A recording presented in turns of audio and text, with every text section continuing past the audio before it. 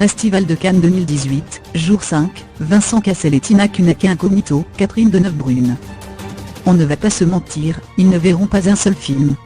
Par contre, nos envoyés spéciaux se font un devoir d'Alpenter à Croisset de long en large, et de tout vous raconter de ces journées. Voici la 4e.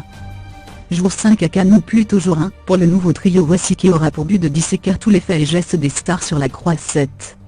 À peine les pieds posés dans l'AE accent aigu aéroport d'Orly, à Paris, donc, à 10h du matin, Léa Drucker passe sous nos yeux pour enregistrer ses bagages.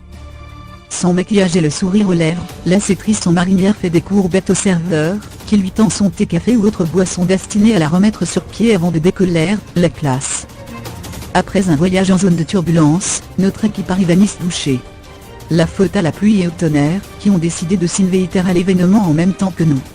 Déjà sous l'eau avant même d'avoir aperçu la Croisette, le festival s'annonce orageux.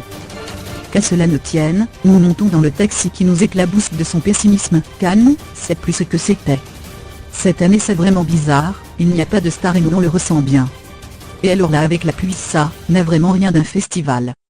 Échaudés, nous ne craignons pourtant pas l'eau froide, et trépignons déjà d'arriver à bon port.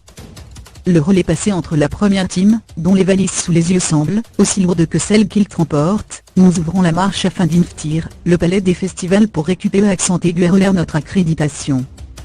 Moteur, action.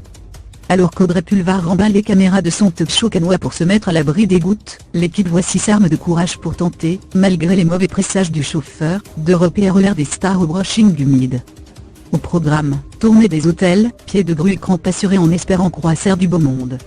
Et quelle ne fut pas notre surprise, une fois la semelle posée au matchstick, de voir passer en quelques secondes une dizaine de personnalités de tout genre et de tous univers. Entre Philippe Catherine, Massimo Gargia, Morgan de Secret Story 5 et Dimitri Rassam, sans Charlotte Casiraghi, Catherine Deneuve arrive avec ses valises et sa fille, Shliara Mastroianni, lorgne sur une luxueuse parure de bijoux et monte se préparèrent. Avant de fouler le tapis rouge, la belle de jour s'est teintée de nuit en recouvrant sa légendaire crinière d'or d'une couleur brune on adore. Et tout à coup, une éclair compagnie s'annonce du côté de la show accent circonflexe tel Martinet. Les photographies sont aussi nombreux que les fans aux abois, notre flair nous dit que les pipelons s'y enchaînèrent.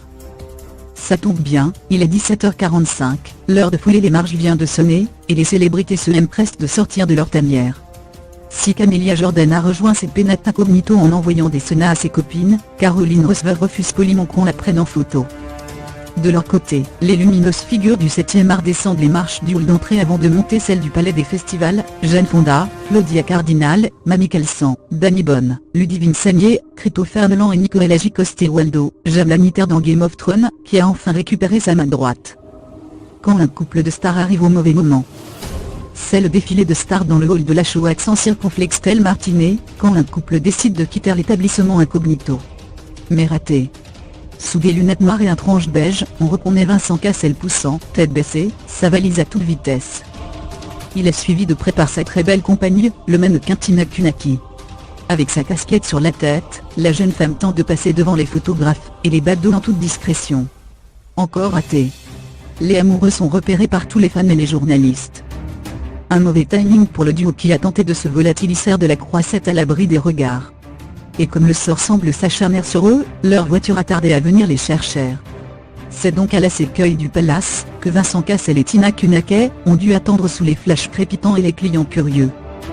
Si la 7h était plutôt gênée par cette situation, la jeune femme était tout sourire, s'affichant sous les meilleurs angles.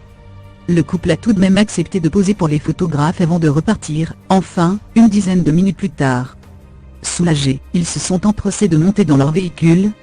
Cannes ça finit pour eux, mais pour nous, la soirée ne fait que commencer.